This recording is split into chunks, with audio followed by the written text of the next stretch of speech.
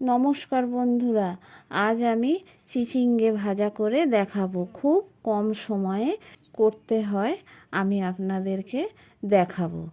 এই চিচিঙ্গে ভাজাটা আপনারা অবশ্যই রান্না করে খেয়ে দেখবেন।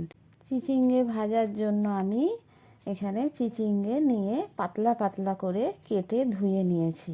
এই দেখুন কেমন পাতলা পাতলা করে ছোট ছোট করে কেটে রেখে দিয়েছি। কড়াইয়ে তেল গরম হয়ে গেছে, তেলের মধ্যে দিয়ে দিলাম একটু কালো জিরে আর 8-10 কোয়া ছোট ছোট রসুন, গোটা রসুন দিয়ে দিয়েছি। আমি দিয়ে দিয়েছি একটা শুকনো লঙ্কা, একটা কাঁচা লঙ্কা দিয়ে রসুনের সাথে ভালো করে আমি ভেজে নিচ্ছি। রসুনটা ভালো করে প্রথমে ভেজে নিলাম, নিয়ে এবার আমি দিয়ে দিলাম কুচি করা পেঁয়াজ।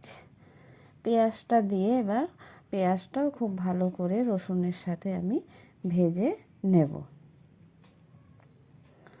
পেঁয়াজ রসুন খুব ভালো করে ভেজে নিতে হবে। রসুনটা আমি আগে ভেজে নিয়েছি, গোটা রসুন দিয়েছি তো, তাই জন্য পেঁয়াজের আগে রসুনটা আমি দিয়ে দিয়েছি, দিয়ে ভেজে নিয়েছি।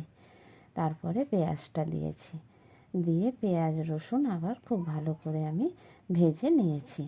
নিয়ে এবার দিয়ে দিলাম কেটে রাখা চিচিঙ্গে, দিয়ে দিলাম স্বাদ মতো লবণ, এবার দিয়ে দিলাম রঙের জন্য হলুদ, দিয়ে খুব ভালো করে খুন্তি করে আমি মিশিয়ে নিচ্ছি সব কিছুর সাথে একসাথে। চিচিঙ্গের সাথে খুব ভালো করে নেড়ে চেড়ে নিলাম, নিয়ে আমি একটু কিছুক্ষণের জন্য ঢেকে দেব, যাতে চিচিঙ্গেটা সেদ্ধ হয়ে যায় আর ভাজা হয়ে যায় তাড়াতাড়ি। ঢাকা খুলে নিয়েছি, চিচিঙ্গেটা খুব ভালো ভাজাও হয়ে গেছে আর সেদ্ধ হয়ে গেছে। খুন্তি করে খুব ভালো করে আমি নেড়ে চেড়ে নিচ্ছি, নিয়ে এবার আমি নামিয়ে নেব। এই দেখুন চিচিঙ্গে ভাজা হয়ে গেছে, কত সুন্দর নামিয়ে নিয়েছি।